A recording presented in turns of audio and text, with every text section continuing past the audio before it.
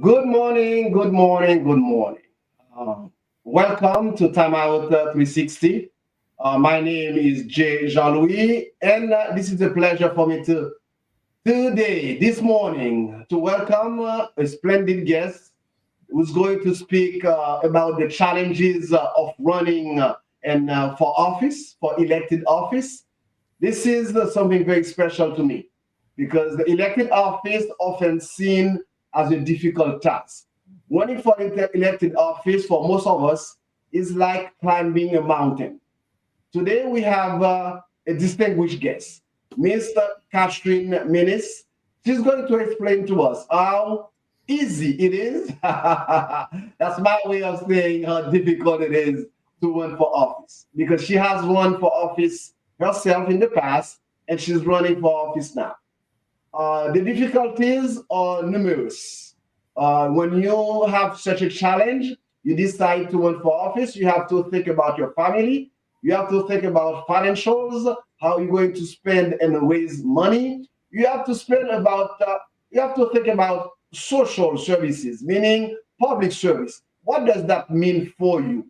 In your heart, is it something that you want to do for glory, or is it something you want to do because you want to serve the people? Let me introduce Miss Catherine Minnis. Miss Catherine Minnis is somebody who's been in Pembroke Pines for a while. She has lots of talents, and and and we have Catherine Minnis is the president and founder of the Minnis Group, a consulting firm supporting small, minority, and women-owned businesses with 33 years plus of experience in government. She currently serves as the senior program coordinator at Broward County Commission, focusing on construction apprenticeship training under Commissioner Steve Jarrett. That's only a minor. That's the tiniest thing that she's doing. Herself, in her own words, she'll be able to tell you what she does on a day-to-day basis and why she's running for office. But let's talk a little bit before I introduce her. Let's talk a little bit about the statistics of Pembroke Pines. Pembroke Pines obviously is located in Florida, and Pembroke Pines has a population of about 170,350 people. That's an estimate by world population in 2024. And Pembroke Pines saw a little decrease in population from the census in 2020 from 171,062. From Pines, as anybody knows, is located in Broward County, specifically in the southern part of Broward County. It ranks the second most populous city in Broward County, and the 11th most populous city in Florida. I know myself that I don't live too far from Pembroke Pines. I live in Miramar, and I know that Pembroke Pines has lots of Haitians living there. We have plenty of Haitians. We have plenty of Haitian businesses. But guess what? It's not only Haitians that lives in Pembroke Pines. We have a few statistics on the population of the people who lives in Pembroke Pines. Let's take a look at that. The population obviously is about 171,000 people. The median age in Pembroke Pines is about 42.3 years. That means it's a pretty much a young crowd in Pembroke Pines. The gender distribution in Pembroke Pines, we have 47.87% male and 52.13% female. I think I should move to Pembroke Pines. I think Miami has too many males. Miami is a city where there are more females than males. Citizenship status for Pembroke Pines. 58.97% of the population is US born citizens. 13.79% are non-US born citizens. Maybe people who are naturalized. 10.24% of people living in Pembroke Pines are non-citizens. Maybe they are resident aliens and they are having a great life in Pembroke. The largest racial ethnic group in Pembroke Pines, we have the Hispanics at 47.2%, we have whites at about 24.1%, and we have black at 20.4%. And I'm confident that the Haitian populations in the 20.4% blacks, I'm sure it's about half of that Haitians in there. We have lots of Haitians living in Pembroke Pines. The president of the Haitian American Democratic Club, Ronald Surin, lives in Pembroke Pines, and my sister-in-law lives in Pembroke Pines. We have lots of Haitians families living in Pembroke Pines. And when I want to buy a good pate, I go to Pembroke Pines on Pembroke Road to buy my pate in Labic. Today we have somebody who's going to explain to us that running for office is not something that you're supposed to take lightly. She's going to give us her own experience, and she's going to tell us as well why she's running for office in Pembroke Pines. With me, I have Roger Pierre, who is going to conduct this interview with me, my co-host, and I would like to welcome Roger Pierre on the platform. Welcome to Time Out 360, Roger Pierre. Good morning, Jay, and good morning, everybody that are listening.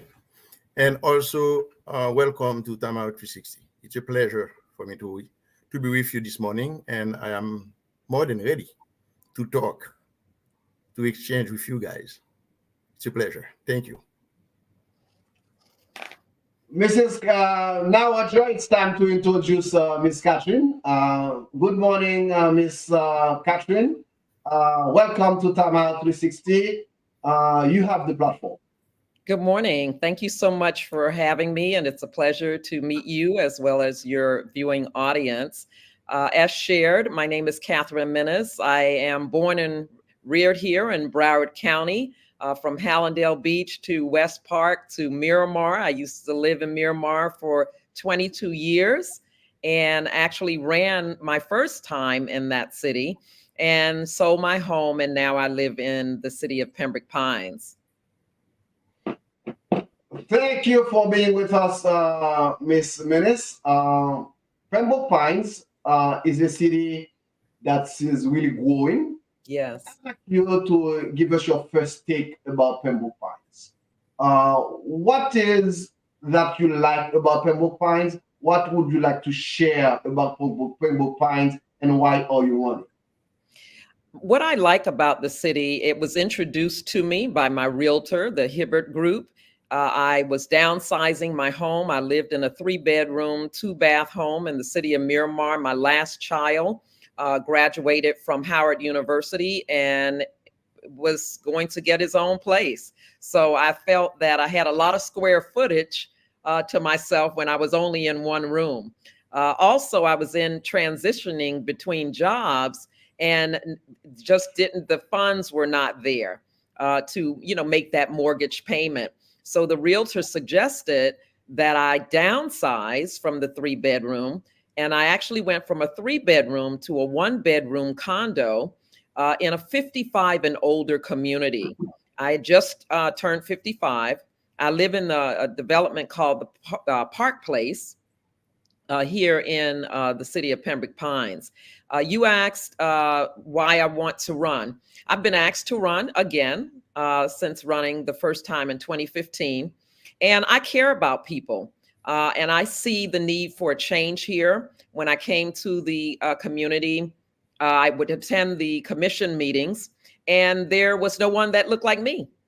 And I asked to serve twice on a board that the commissioner would appoint you to, and they never responded to my application.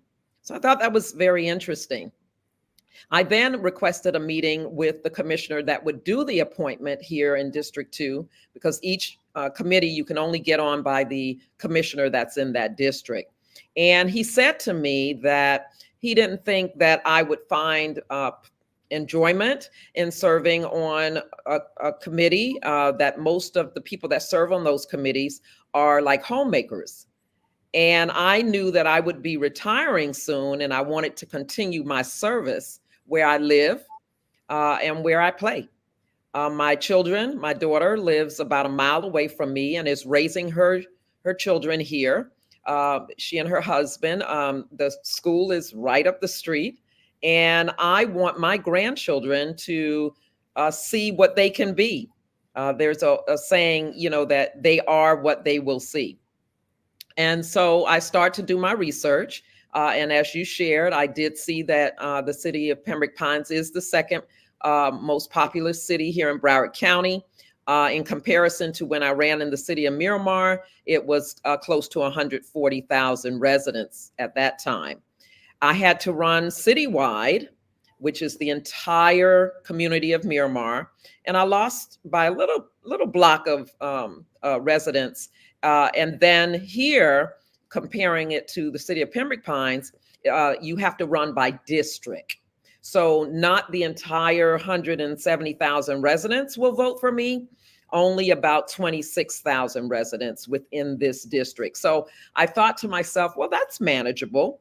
So I started about 2 years ago on that trek to come up with a long range plan to how I would make that happen.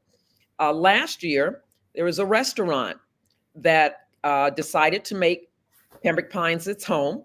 The restaurant is called Brandon's Bistro. And they were faced with some racial tendencies.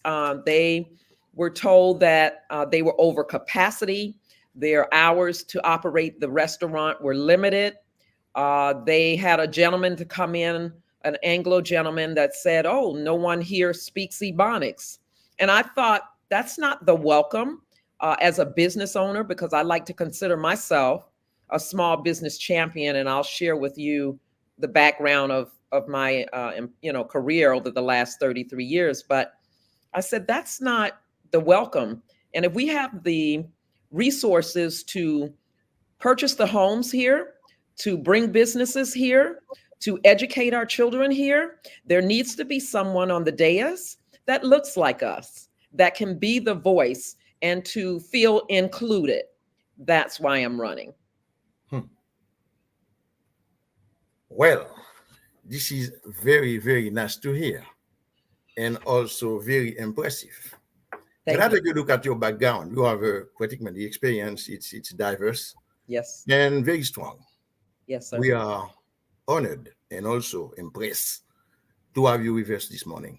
Thank you. It's an honor and a privilege to be here on your platform. Thank you. So, one quick little question for you. What keeps you awake about your community? Because based on what you told me, it seems to me there is a subject that is very special to you. Yes. What keeps you awake about your community? I want to be a part of the solution. I want to be a resource to those that don't know how to navigate living in a city as beautiful as Pembroke Pines. I believe I was asked earlier, what I like about the city. When I moved here, I have a balcony view. I was on the 8th floor renting. So I went from a 3-bedroom to a 1. And the reason being to see if I like it, to see if I could adjust. It has been an adjustment. I ended up purchasing a 2-bedroom, and I still have a balcony view. And I can look out on Taft Street and see the increase in traffic. I can see the people that walk. Before, there was no bus route here.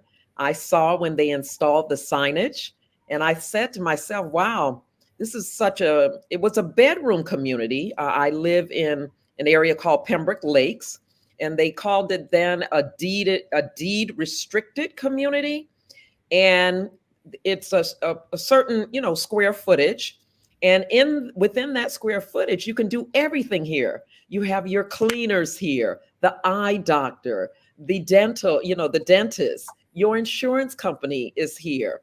Yesterday, I featured a spa that does facials here in walking distance. Many of the people within this Pembroke Lakes area, they have golf carts and they drive around when there's holidays, They are enjoying each other from house to house.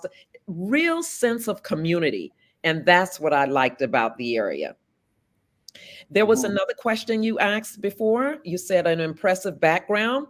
My parents are of Caribbean descent. I am a Bahamian. I was born and raised here, but my father is from the Bahamas, or was from the Bahamas, and my mother is from Turks and Caicos Island. So I had very strict parents.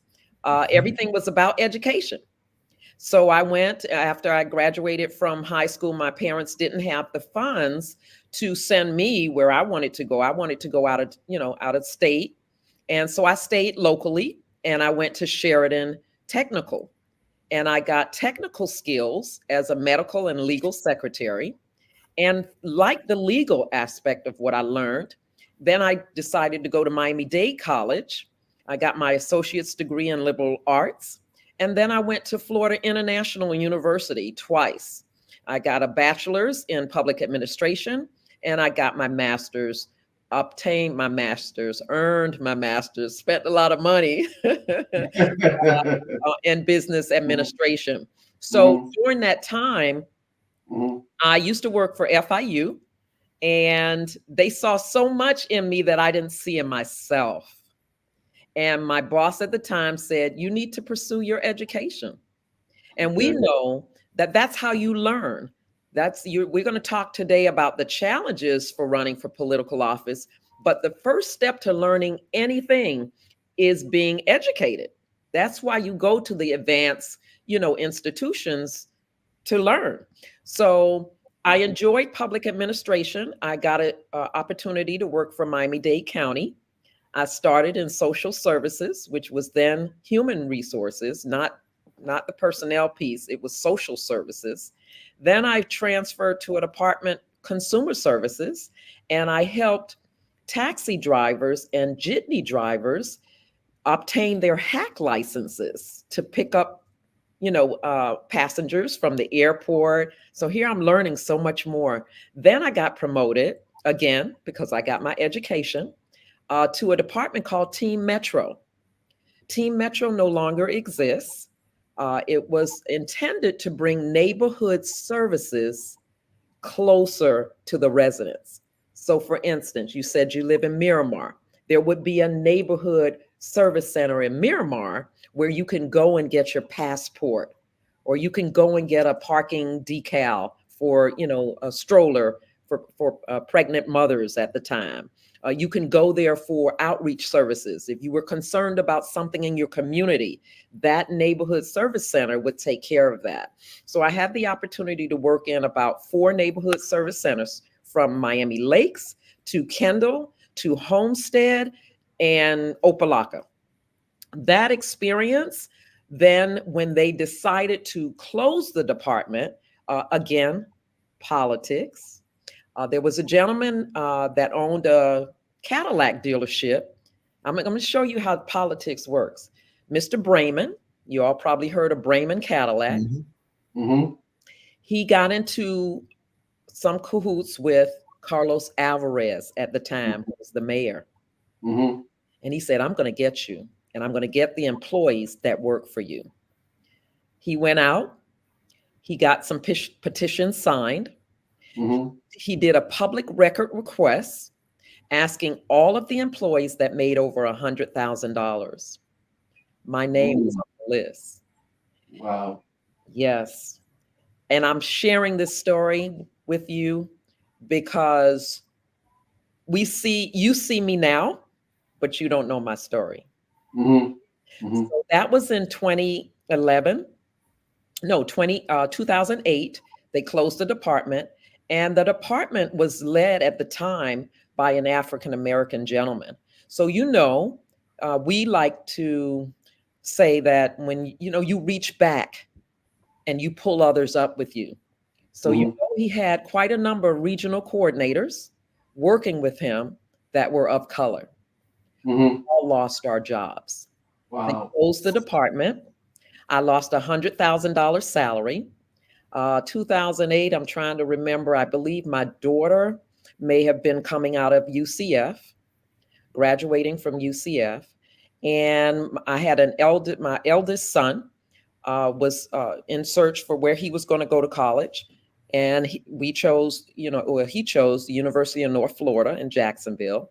So I'm saying now, how do I've never been without a job since I was 16 years old. And so I'm like, I could call my mom and I'm like, they closed our office. And she said, start your own business. She said, you know this, start your own business. So I was like, start my own business, entrepreneur. I started my own business, which is, as you shared, a public relations firm. Then I'm like, well, how do I get business? I was sent home for 3 months because of my track record. We'll talk about that too. Mm-hmm. And they told me, we're going to send you over to the Hard Rock Stadium. We want you to interview for a position over there because the Super Bowl is coming. I said, okay. I go to the Hard Rock. Guess what happened? I get the job. Wonderful, wonderful, wonderful. Awesome. While you're talking about business opportunities, opening your business, being an entrepreneur, and I think the qualities that you build over time with working in public sector and also with the combination of being an entrepreneur, and that's what gives you the talents maybe to run for the commissioners as a candidate for commissioner in Correct. District 2 in Pembroke Pines. Correct. Now, let me ask you, what is the role of the Broward, of the Pembroke City Commission? What do they do? Are they more important than the mayor? Are they more important than the president of the United States? What impact does that commission has on the residents of the city? It has a very huge impact, in my opinion. You'll hear this saying, all politics is local. You'll always hear that. Now, why is that? Because many of the citizens, they can't touch the president of the United States. They can't even touch their state representative. Many of them don't even know the mayor in their own city. But we are the closest as commissioners broken out in these districts to know what the concerns of the people that we serve. Here in the East area, traffic congestion is a very major, one of the largest concerns once we did a poll. We have homelessness going on here in the eastern area of the city. There's a crime going on, an increase of crime, and that comes with more growth, more people moving into the area. So our role as a commissioner is to review the requirements for the city manager. The city manager is our responsibility for hire. The current city manager in the city of Pembroke Pines has been there for 40 years, and he makes a hefty salary, $500,000. Okay, that's a lot of money that could be used for city services. We also review the legislation that is brought for review by the board. That is why I was sharing the story with you. In Team Metro back in the day, those neighborhood services being very close in understanding growth, planning, and zoning. I served on the planning and zoning board for the city of Miramar for 4.5 years, understanding what annexation is. Annexation, like a city like West Park. West Park used to be a part of Hollywood, and they annexed and became, West Park. So understanding legislation, understanding policy, what drives policy, how you can change things. So let's go recently to my role with Broward County. As you mentioned, I was the program coordinator for a program called the Construction Apprenticeship Program. It was the brainchild of then Mayor Dale Holness and Senator, we call him Senator still. He's no longer Senator, he's a commissioner, Senator Commissioner Steve Geller. They saw that there was a shortage of building trades professionals. Now, how did they know that? Their stakeholders, Commissioner Geller's brother, is, let's say, a plumber. And Mm-hmm. he's like, I can't find any plumbers to work on these major construction projects. Mm-hmm. So they have a meeting with, I don't know, say 100 stakeholders from the school board, from unions, from technical schools, from the apprenticeship programs. And they're having these monthly meetings from 2018 till the legislation was approved in 2021. And what happened during that time? They expressed that uh, not everybody goes to college. So Mm-hmm. what are we going to do to get people in the building trades? Well, we need to understand what the contractors of those buildings. So let's use the convention center building. Do you all know that there is a close to $2 billion renovation going on with Broward County Convention Center? Have you been to the convention center before? Oh, we head into it on March 23rd. All Last, right. I don't remember the last time I visited it, but Okay. I heard, as you say, lots of changes are happening over there. Huge hotel is being built there now. It's going to be the Omni. It's an 800-bed hotel. Guess what? They're bringing people that don't live here for those jobs. So how do you rectify that? You meet again with stakeholders, you come up with Mhm. legislation to require the contractors, Mhm. like the Mosses or the Styles, you all need to hire locally. Mhm. So the building, any building in Broward County that's valued at 5 million or more, the contractor and subcontractor is required by law, because there's the ordinance. There's a difference between an ordinance and administrative order. The ordinance requires them to work with an apprenticeship company and hire the most recent trained apprentice so they can get the experience necessary to build that building. You see how it works? Wow. So the power of a commissioner to command that that be done. That's the role. Now, quick one. Given the political environment that you just described, I mean, the kind of things that we didn't know, we just It's a lot. described that. The environment of South Florida, okay? Mhm. Are you ready to face the challenge of the office you are running for? I mean, I'm assuming that you are running for that District 2 office as commissioner. I am ready. You're already. I have the experience. I am the most qualified of the candidates that are running for the position. I am running against an incumbent, and I'm also running against an opponent. So what's the difference? The incumbent is a commissioner that's been there for 12 years. The community is not happy with his performance. They feel he's cocky. They feel he's not relatable. They feel he's untouchable.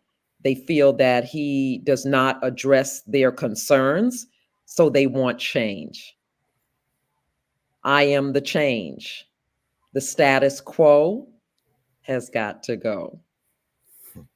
It is very nice. Allow me It's to the same introduce way. myself, Oh, Mrs. Catherine. yeah. Allow me to introduce myself. I've been listening. We all can see that you are a seasoned vet. Yes. It's very interesting. As I look over your bio, it is good to understand that you have been in partnership with the late Catherine Minnis Foundation. It is very important, I believe, within our community.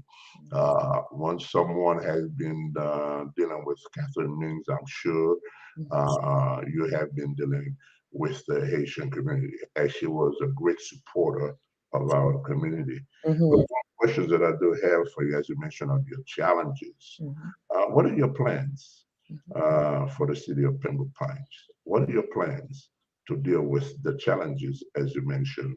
There are some that you're aware of, Mhm. and of course, the incumbent of 12 years. And it's not, people friendly, you would say, Mhm. and your competitors. Mhm. So we'd like to see what do you have in your agenda, your plans for the city of Penn Plains. Well, as any business owner would do, you should have a strategic plan. And the strategic plan for any municipality is the proposed budget. I've taken a look at the budget. It's about $585 million. I've researched the millage rate for the city, which is at about 5.66. That's the property values. I've identified what the needs are, not only from the budget book, but also having interviews over the last 3 months with different entities to which their concerns matter. So, for instance, the Broward Police Association, Benevolent Association, also the Dolphin Democrats, which is a LGBTQ group. Also met with the Sierra Club, the environmentalist here in Broward County. So my plan is to work with as many of the partnering municipalities, understanding what best practices apply to the city here. We're larger than a Davie, but we're comparable in size to a city of Miramar. So working with the elected to understand how to navigate the concerns of the community. We cannot continue to be operating in silos or acting as if Pembroke Pines is better than any other municipality. There's 33 municipalities here in Broward County, and some have perfected, like the city of Coral Springs has perfected, city of Fort Lauderdale has perfected, city of Hollywood have perfected with best practices on how to operate and navigate. Identifying a city manager, because there's a separation between the elected and the staff. Our role is to work directly with the city manager and making sure that the concerns of the community that are brought to us are addressed immediately with police, fire, public works, all of the departments that are within the city. So my plan is to review the 500-page budget book and understand what the SWOT, those strengths, the weaknesses, the opportunities, and the threats are to the city, and working with the elected, all of the commissioners. You have to have cohesiveness between the commission, and right now there is none. I don't like to say or compare myself to the incumbent nor the opponent. I know what I bring. My resume speaks for itself. I have worked on national events, local events, regional events, and I bring the experience that the city needs. Also, the community, it's all about community.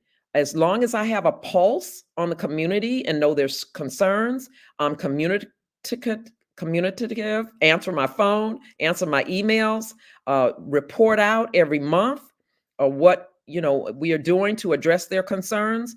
I am the best qualified candidate.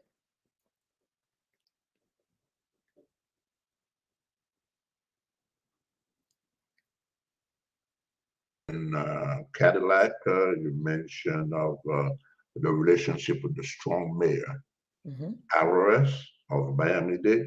Did you feel there was a racial tension? Is that what got you, your department to be eliminated at the time? I believe that there were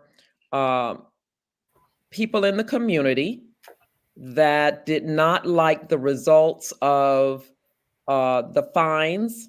So we were trying to improve communities, and we had the nice side. We would go out and work with them and do neighborhood cleanups. But then we had the not so nice side, that if you erected a fence and you didn't have the permit for it, you would get fined. Those people had relationships. Everything in life, even running for office, it's all about relationships. So they had relationships, they complained, and they got rid of the office. Was that racially motivated? I believe some of it was. Uh-huh. Just want to understand the makeup of what happened. I remember hearing some of the things at the time. Yes. I've been in South Florida for over 40 years. So Okay. I'm a little bit aware of what's maybe a little bit that has transpired, but I was not involved in politics.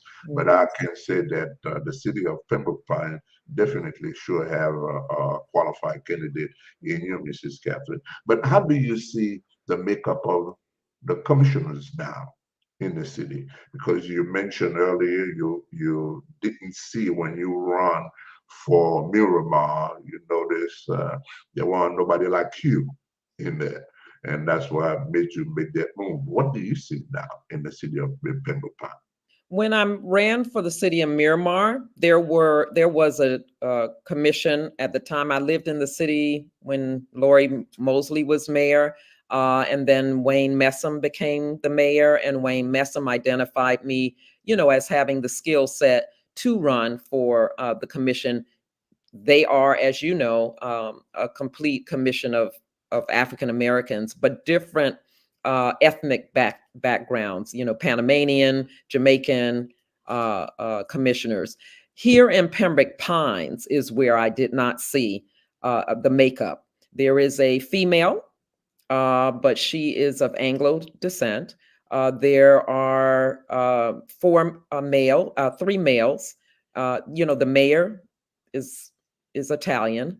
The commissioner in District 4 is a Cuban. So there's no one of African American descent on the. Well, it's good that we understand that and that we are aware of the makeup, and it is definitely in our interest as well as Haitian Americans to make sure that our voice is heard.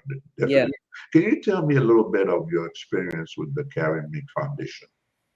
Carrie Meek Foundation was one of the first workforce development opportunities that I had. That was a call I received also to come and help with a new program that they had. It was managed at Miami-Dade College, and it was in preparation for finding talent for the new Amazon fulfillment center that was being built in Opelika. And so the foundation received the grant dollars to hire and do training, soft skills training. So they contacted me. I knew the woman that was responsible for managing that. There was a gentleman that referred me to her, Tony Krapp, Dr. Tony Krapp. And I went, interviewed, they hired me on the spot, and I had the opportunity to train at least 300 people to prepare for the jobs at the Amazon Fulfillment Center. Well, that's very good to hear. And I noticed that you have also been with the African American Library. You were a treasurer Yes, for it in Broward. Uh, yes. that is very good. So it is impressive, definitely, as Roger mentioned, in your candidacy for the commissioner, as commissioner, a candidate for the city of Pembroke Pines. Thank you. So we should definitely the best of luck Thank of you. reaching that stage, and I'm sure our community will definitely lend a strong hand into that effort. Thank you. Roger? I really don't see what's going to stop you from getting to that office. Believe me, because People the have to experience, from what vote. I've heard from you, from what you're telling us, and from what I've read about you, Mhm. you are more than prepared to take that, to take it away. Yes. So I am very happy. I will be very happy for you. Thank you. Thank you. Mr. Pierre, the community has to go out and vote. I can have the qualifications. I could have the contacts. Many of the contacts might not be here in Pembroke Pines. The people in Pembroke Pines have to go to the polls and vote. And that's what we do when you see us out in the community. It should not be about Catherine. It is about community and educating the community that early voting starts tomorrow. Early voting will be for the next 7 days. This is where you're going to go and vote. For that week, there's 2 precincts two locations you're able to vote. And then election day, there's 8. There's 8 precincts, and these are where they're located. Where do you live? Look at your voter registration card. Is there a precinct number on the card? That's where you go and you vote. And you will be surprised, Mr. Pierre, they're disengaged. People are disengaged. That is definitely a true statement. But can you give us the outline of the voting system right now? Where are we supposed to the constituents of St. Pine? Okay. And also, Ms. Catherine, if you would like to define the borders of District 2, where does it start? Where does it end? East-west and north-south? Yes, sir. So on the eastern side, it's at Northwest 72nd Avenue, which is over by Broward College. There's also a restaurant called Dutch Pot. It's over on that side. It's on the north side of the street of Pines Boulevard. It goes all the way west to Flamingo Road. Flamingo Road is where C.B. Smith Park is. Okay. And then it cuts around C.B. Smith Park, going a little bit ways west again to Walter C. Young School. So all of that. Then you come back around to Flamingo and you go to Sheridan Street. Okay. And Sheridan Street, that whole block. So it's Pasadena Lakes. It's Pembroke Lakes. It's the eastern side, east of University. And it's the west side there by Walter C. Young. Okay, so also that means the election is on the 19th, right? The 19th of March. The election day is the 19th of March, but you can go tomorrow. Okay. And vote early. So you're not voting starting tomorrow for 1 week, for 7 days. Yes, sir. From the 9th. Do you have any idea where the locations are for the different precincts for early voting and for the March 19th? Yes, I do. I can pull those up and I can put those inside the chat. There are 8 locations. Right now, for the early voting, there are 2 locations, which is the South Regional Library at Broward College. That's one. And then you have the Southwest Regional Library that's off of Sheridan Street and 168th Avenue. Only those 2 locations will be open. I'm encouraging everybody on the east side of Pembroke Pines for District 2 to vote at the South Regional Library by Broward College, 7200 Pines Boulevard. The day of election, there's 8 precincts you can go to closer to your house. Precinct X004, 5, 7, 9, 10, 11, 17, 16, and 20. Ms. Catherine, the Haitian community is having a very difficult time nowadays. We are seeing in Haiti very much political turmoils, the government in disarray, gangs is taking over, and we are looking at our leaders and we don't know what to say, we don't know what to do. And we know the Biden administration supposed to be able to help us. And in this year where everybody is focusing on voting, on the elections, the Haitian population is a bit discouraged to come out and vote.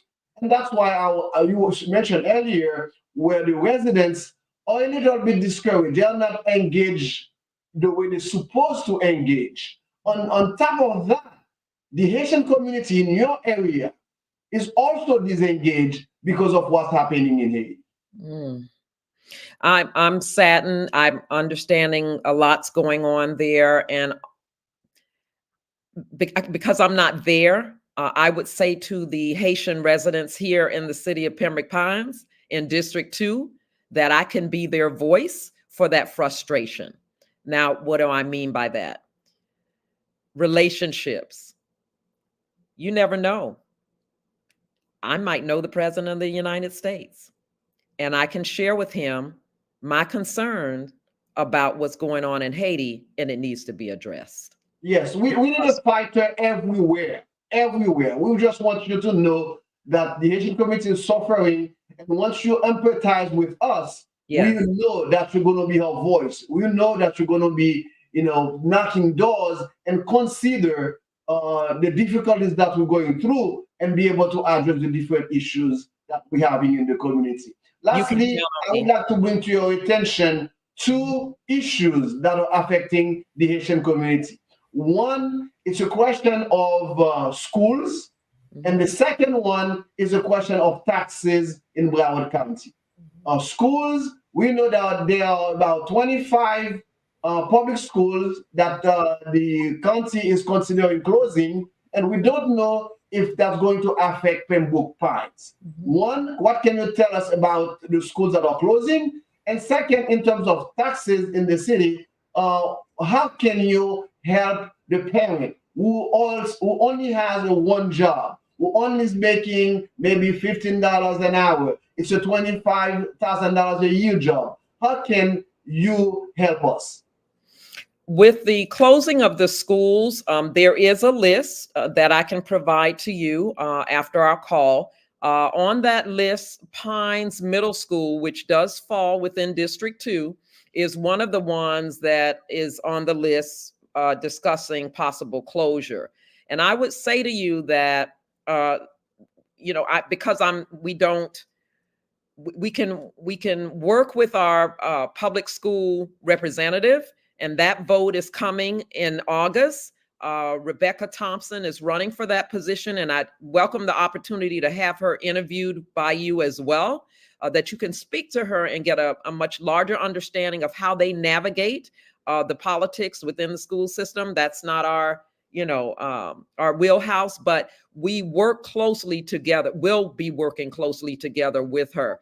That school, when I was asked about it, let's say it closes. What I would recommend for it, I would recommend that it be repurposed as a safe haven for foster care children coming out of the system at 18 years old with no place to go, and the homeless. Right around the corner here from me, there is a woman that's residing in her van. She used to live in a neighborhood because she couldn't afford the taxes, and that's why she's homeless right now. And so the homeless situation, helping them understand taxes through the property appraiser's office. Marty Keir, as you know, is our Broward County tax appraiser, and helping to educate them. There are exemptions that are available at a couple of different exemptions based on your age, based on the age of the house. And so I would want to be able to educate them, bring over, the property appraiser's office so that they can be educated and know how they can tackle those taxes. Wow. Wonderful. I have a quick one for you because today is about you and the community. Can you give us 3 specific things that you would like to accomplish if you get to office?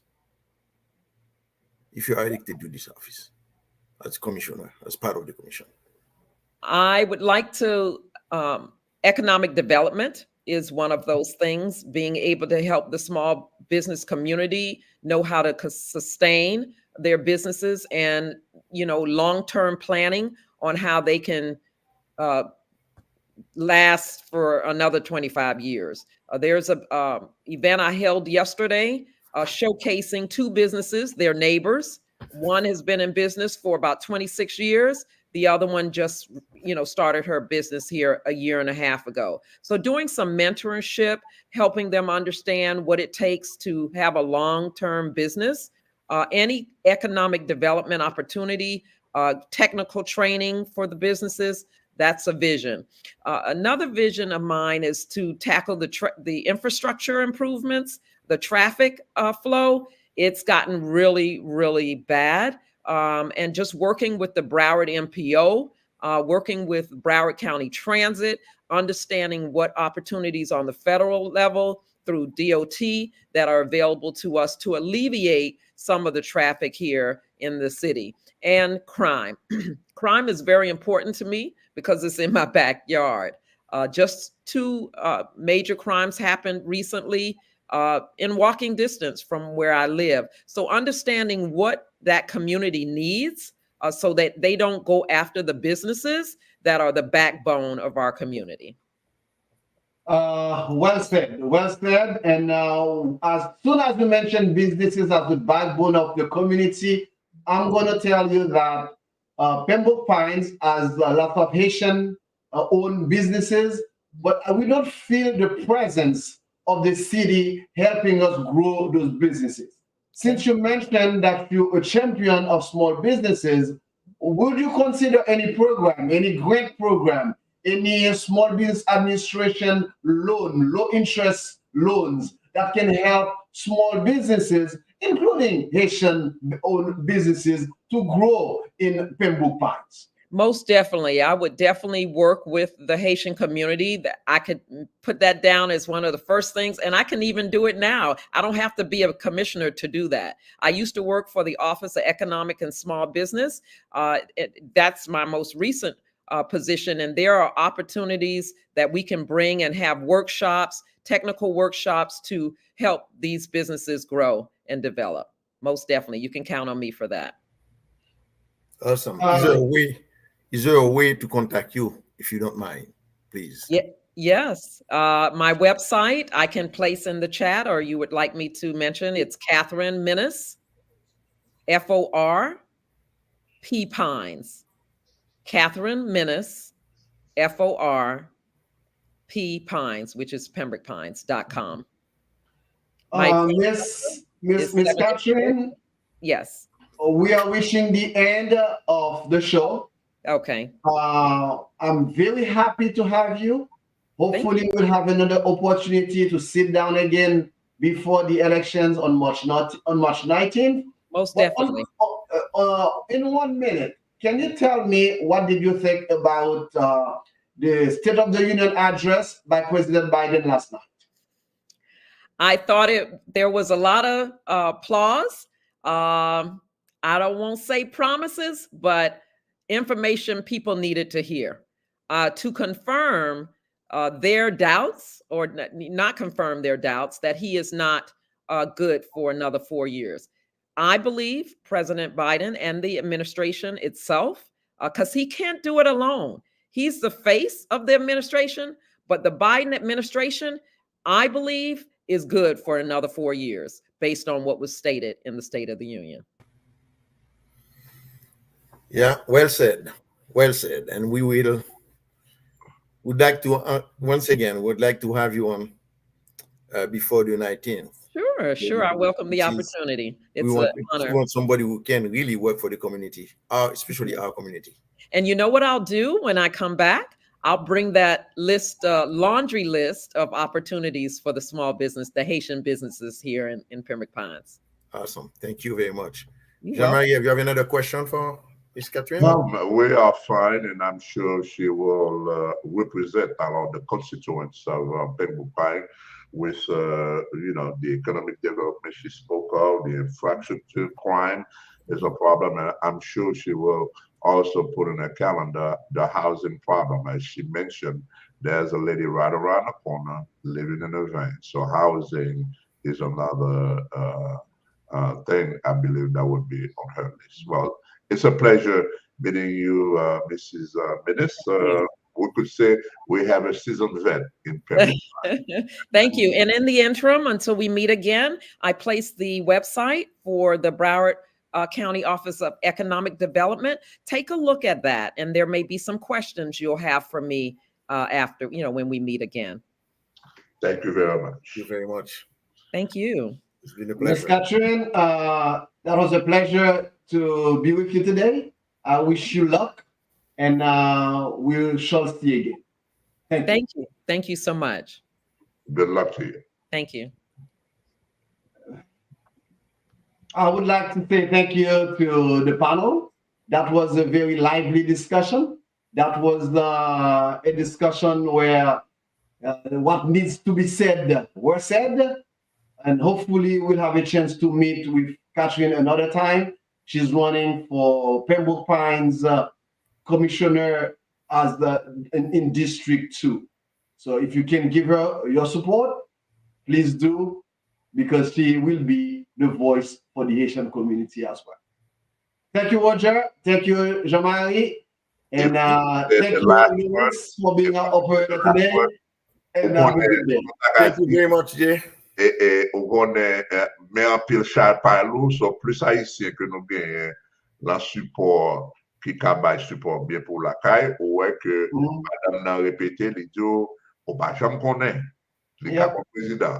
Vous avez nos contacts, c'est toute bagaille. Vous avez nos, she could be a voice. Et nous bien content que les comprendre problème qu'a passé la caille. Et ce type de monde que nous avons besoin dans la position pas bon ici. Encore une fois, ingénieur Dieu, merci. Roger, thank you very much. It's a pleasure, my friend. Don't forget to like, share, and subscribe to Time Out 360. Bon après-midi à tous. Bye-bye.